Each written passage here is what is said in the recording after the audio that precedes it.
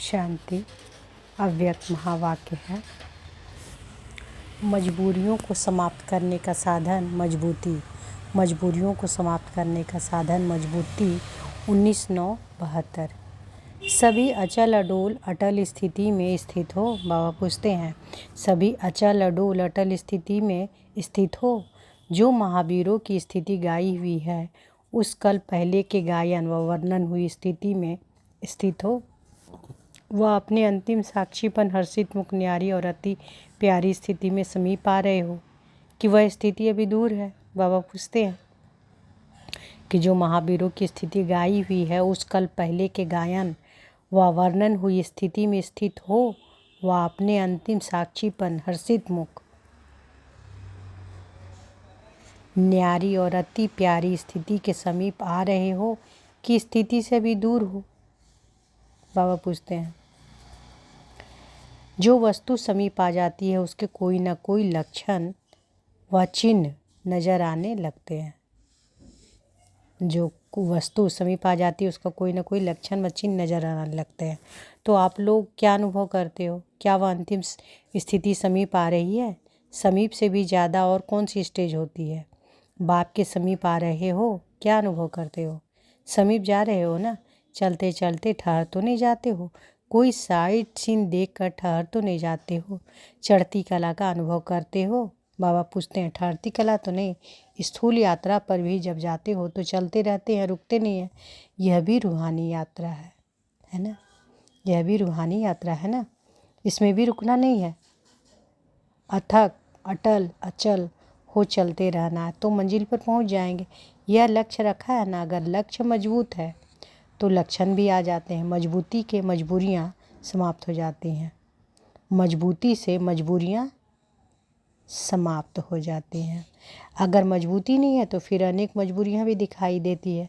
तो अपने को महावीर समझते हो ना? महावीर कभी भी किसी मजबूरी को मजबूरी नहीं समझेंगे। 1 सेकंड के मजबूती के आधार से मजबूरी को समाप्त कर देते हैं। ऐसे ही अंगत समान अपने बुद्धि रूपी पाँव अंगत समान बुद्धि रूपी पाँव को एक बाप की याद में स्थित करना है जो कोई हिला ना सके। कल पहले भी ऐसे ही बने थे, याद आता है? बाबा पूछते हैं, कल पहले भी ऐसे ही बने थे, याद आता है? जब कल पहले ऐसे बने थे तो वही पाठ रिपीट करने में क्या मुश्किल है? अनेक बार किए हुए पाठ को रिपीट करना मुश्किल होता है? बाबा पूछते हैं, तो आप बहुत बहुत पदम भाग्यशाली हो। इतने सारे विश्व के अंदर बाप को जानने और अपना जन्म से अधिकार प्राप्त करने वाले कितने थोड़े हैं।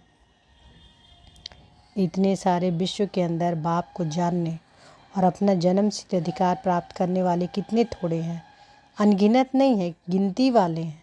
उन थोड़ों जानने वाले में आप हो ना, तो पद्मा पदम भाग्यशाली नहीं हुए? बाबा पूछते हैं कि आप बहुत पद्मा पदम भाग्यशाली हो। इतने सारे विश्व के अंदर बाप को जानने और अपना जन्म से अधिकार प्राप्त करने वाले कितने थोड़े हैं, है ना? थोड़े, अनगिनत नहीं, गिनती वाले हैं। उन थोड़ों को जानने वाले में आप हो ना, पद्मा पदम भाग्यशाली नहीं हुए? अभी तो दुनिया ज्ञान की नींद में सोई है और आप अनेकों में से थोड़ी सी आत्माएं बाप के वर्षे के अधिकारी बन रहे हो। जब वह सभी जाग जाएंगे, कोशिश करेंगे कि हम भी कुछ खाना दाना ले आवे, लेकिन क्या होगा? ले सकेंगे? जब लेट हो जाएंगे तो क्या ले पाएंगे? उस समय आप सभी आत्माओं को भी अपने श्रेष्ठ भाग्य के प्रत्यक्ष रूप में साक्षात्कार होगा। अभी तो गुप्त है ना। अभी गुप्त में ना बाप को जानते हैं, ना आप श्रेष्ठ आत्माओं को जानते हैं। साधारण समझते हैं, लेकिन वह समय दूर नहीं।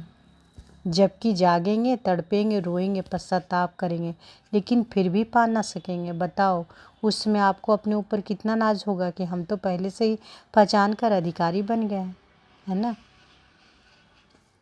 तो बाबा क्या कह रहे हैं कि अभी तो दुनिया ज्ञान की नींद में सोई है ना? आप अनेकों में से थोड़ी सी आत्माएं बाप के वर्षे के अधिकारी बन रहे हो। जब वह सभी जाग जाएंगे, कोशिश करेंगे कि हम भी कुछ खाना दाना ले आवे, कुछ कना दाना ले आवे, लेकिन क्या होगा? ले सकेंगे? जब लेट हो जाएंगे तो क्या ले पाएंगे? उस समय आप सभी आत्माओं को अपने श्रेष्ठ भाग्य का प्रत्यक्ष रूप में साक्षात्कार होगा। अभी तो गुप्त है ना, अभी गुप्त में ना बाप को जानते हैं ना आप श्रेष्ठ आत्माओं को जानते हैं।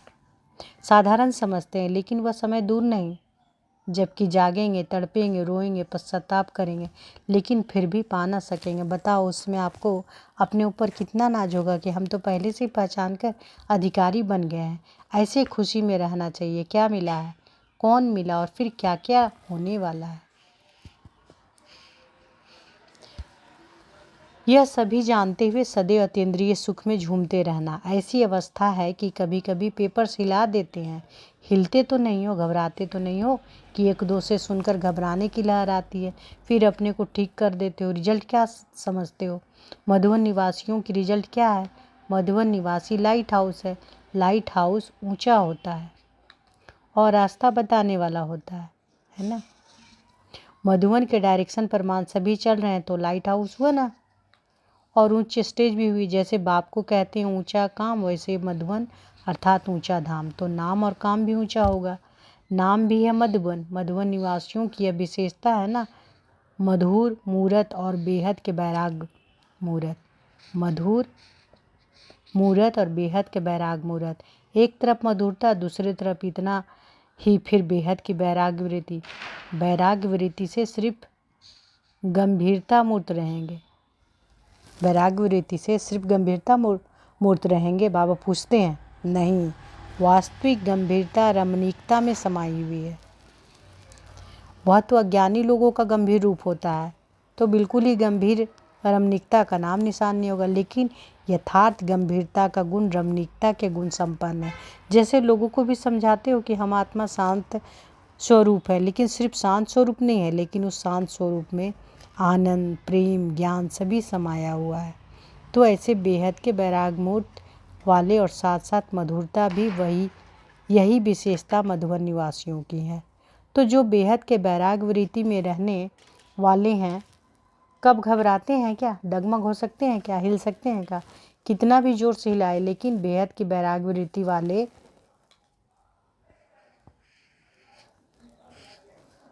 इस बेहद के बैराग वृत्ति नष्टो मोहा स्मृति स्वरूप होते। तो नष्टो मोहा स्मृति स्वरूप हो, बाबा पूछते हैं कि थोड़ा थोड़ा देखकर कुछ अंश मात्र भी स्नेह कहो व मोह कहो, लेकिन स्नेह का स्वरूप क्या होता है इसको तो जानते हो ना। जिसके प्रति स्नेह होता है उसके प्रति सहयोगी बन जाना होता है। बाकी कोई रीति रस्म से स्नेह का रूप प्रकट करना, इसको स्नेह कहेंगे या मोह कहेंगे? तो इसमें मधुबन निवासी पास हुए। मधुबन का वायुमंडल मधुबन निवासियों की वृत्ति वाइब्रेशन लाइट हाउस होने के कारण चारों ओर एक सेकंड में फैली जाती है। तो ऐसे समझकर हर पाठ बजाते हो, निमित्त समझकर ऐसे समय छोटे बच्चे हो जाते हो। क्या रिजल्ट हुई? यह तो अभी कुछ नहीं हुआ, अब तो बहुत कुछ होना है। आप सोचेंगे अचानक हो गया इसलिए थोड़ा सा हुआ, लेकिन पेपर तो अचानक आवेंगे। पेपर कोई बात बता कर नहीं आवेंगे। पहले बता दिया तो ऐसे ऐसे पेपर होने वाले हैं, लेकिन उसमें अचानक होता है। तो अचानक पेपर में अगर जरा संकल्प में भी हिलता हुआ तो अंगद मिसल हुए। बाबा कह रहे हैं कि पेपर तो अचानक आएगा, अगर उसमें हिल गए तो अंगद मिसल हुए। अब वो लास्ट स्टेज नहीं आई है क्या? पूछ रहे थे ना कि समीप से भी ज़्यादा नज़दीक कौन सी स्टेज होती है, तो वह होती है सम्मुख दिखाई देना। समीप आते आते वही वस्तु सम्मुख हो जाती है। तो समीप का अनुभव करते हो और बिल्कुल वह स्टेज सम्मुख दिखाई देती है। आज यह है, कल यह बन जाएंगे, ऐसे सम्मुख अनुभव करते हो। जैसे साकार में अनुभव देखा तो भविष्य रूप और अंतिम संपूर्ण स्वरूप सदा सम्मुख स्पष्ट रूप में रहता था ना। तो फॉलो फादर करना है। जैसे बाप के सामने संपूर्ण स्टेज और भविष्य स्टेज सदा सामने रहती है, वैसे ही अनुभव हो रहा है कि सोचते हो कि पता नहीं क्या भविष्य होना है। वह स्पष्ट होता कहाँ है? अनाउंस तो होता नहीं, लेकिन जो महावीर पुरुषार्थी हैं उनकी बुद्धि में सदा अपने प्रति स्पष्ट रहता है। तो स्पष्ट देखने में आता है कि वह थोड़ा बहुत घूंघट के बीच में है। तो बाबा कह रहे हैं कि वह स्पष्ट दिखाई देता है कि बहुत कुछ घूंघट के बीच में है। स्पष्ट देखने में आता है या थोड़ा बहुत घूंघट के बीच में है। आजकल ट्रांसपेरेंट घूंघट भी होता है, दिखाई सभी कुछ देता है फिर भी घूंघट होता है, लेकिन वैसे स्पष्ट देखना और घूंघट पीछे देखना फर्क तो होगा ना। अपने पुरुषार्थ प्रमाण ट्रांसपेरेंट रूप में घूंघट तो नहीं रह गया है, बिल्कुल स्पष्ट है ना। तो मधुवन निवासी अटल है ना कि यह संकल्प भी है, यह क्या होता है, क्यों, क्या का क्वेश्चन तो नहीं। जो भी पाठ चलते हैं वह उन हर एक पाठ में बहुत कुछ गूढ़ रहस्य है। वह रहस्य क्या था, सुनाया था ना, समय की सूचना देने वाले बीच बीच में घंटी बजाकर जगाते हैं, इसलिए आपके जड़ चित्रों के आगे घंटी बजाते हैं, उठाते हैं।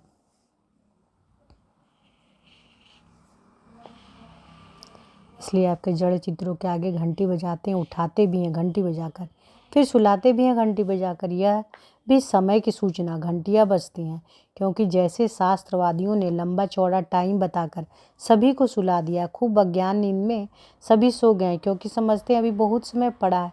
तो यहाँ फिर जो दैवी परिवार की आत्माएं हैं, उन्हों को चलते चलते माया के रूप रंग रीति रस्म द्वारा अलबेला बनाकर समय की पहचान से दूर पुरुषार्थ के ढीलेपन में सुला देती है।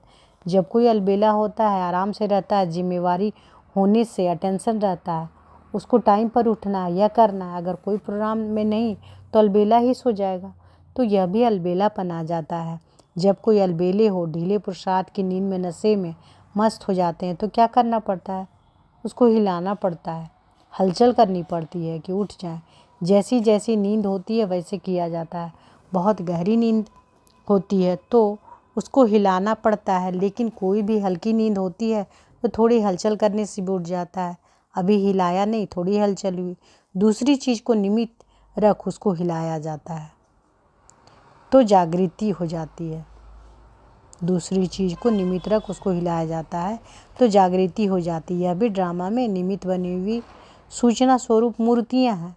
उनको थोड़ा हिलाया, हलचल की तो सभी जाग गए, क्योंकि हल्की नींद है ना। जागे तो जरूर, लेकिन जागने के साथ रड़ी तो नहीं की। ऐसे होता है, कोई को अचानक जगाया जाता है तो वो घबरा जाता है, क्या हुआ करने लगता है ना उठाने पर। तो कोई यथार्थ रूप से जागते हैं, कोई कुछ घबराने बाद होश में आते हैं। लेकिन यह होना नहीं चाहिए, जरा भी चेहरे पर रूपरेखा घबराने की ना होनी चाहिए, ना आनी चाहिए। आवाज़ में भी चेंज ना हो, आवाज़ में भी अंतर आ जाता है या चेहरे में भी कुछ चेंज आ जाती है, तो इसको भी पास कहेंगे। बाबा कहते हैं इसको भी पास कहेंगे। फिर यह जो कुछ नहीं हुआ, अभी बहुत कड़े पेपर तो आने वाले हैं। बाबा कहते हैं यह भी बहुत कड़े पेपर आने वाले हैं। पेपर को बहुत समय हो जाता है, पढ़ाई में अलबेलापन हो जाता है। पेपर को बहुत समय हो जाता है तो पढ़ाई में अलबेलापन हो जाता है ना। फिर जब इम्तिहान के दिन नज़दीक आते हैं तो फिर अटेंशन देते हैं। तो यह अभी तो जो कुछ नहीं देखा, पहले के पेपर कुछ अलग है, लेकिन अभी तो ऐसे पेपर्स आने वाले हैं जो स्वप्न में, संकल्प में भी नहीं होगा। प्रैक्टिस ऐसी होनी चाहिए जैसे हद का ड्रामा साक्षी हो देखा जाता है, फिर चाहे दर्दनाक हो व हंसी का हो। दोनों पार्ट को साक्षी हो देखते हैं, अंतर नहीं होता है क्योंकि ड्रामा समझते हैं। तो ऐसी एक रस अवस्था होनी चाहिए। तो बाबा क्या बोल रहे हैं, बाबा हम सबों को बता रहे हैं, है ना, कि अभी तो पेपर्स आने वाले हैं जो स्वप्न में भी या संकल्प में भी नहीं होगा। प्रैक्टिस ऐसी होनी चाहिए जैसे हद का ड्रामा साक्षी होकर देखते हैं ना, फिर चाहे दर्दनाक का हो या हंसी का, क्योंकि दोनों को देखते हुए साक्षी हो देखते हैं, दोनों पार्ट को अंतर नहीं होता, क्योंकि जानते हैं कि ड्रामा है, ड्रामा समझते हैं। तो ऐसी एक रस अवस्था होनी चाहिए, चाहे रमणीक पाठ हो, चाहे कोई स्नेही आत्मा का गंभीर पाठ भी हो।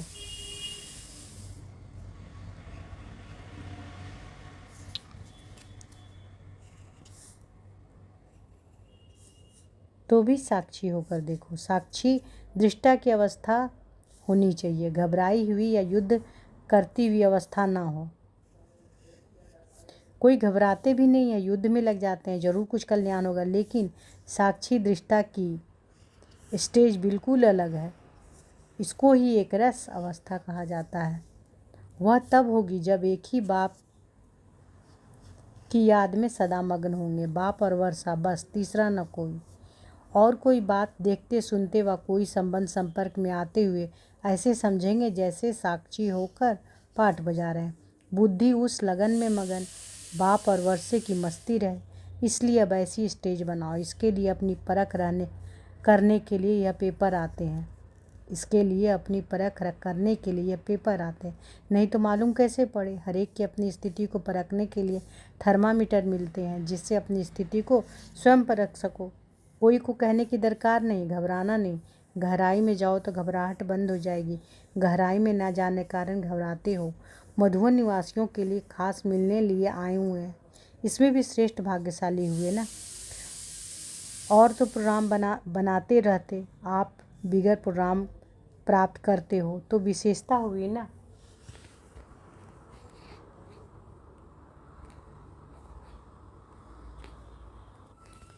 तो बाबा कहते हैं कि कोई बात सुनते सुनते व कोई संबंध संपर्क में आते हुए ऐसे समझेंगे जैसे साक्षी हो पाठ बजा रहे हैं। बुद्धि उस लगन में मगन, बाप और वर्षे की मस्ती रहे। इसलिए अब ऐसी स्टेज बनाओ।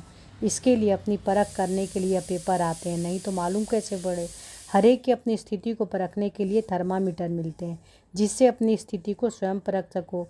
कोई को कहने की दरकार नहीं, घबराना नहीं। गहराई में जाओ तो घबराहट बंद हो जाएगी। गहराई में ना जाने कारण घबराते हो।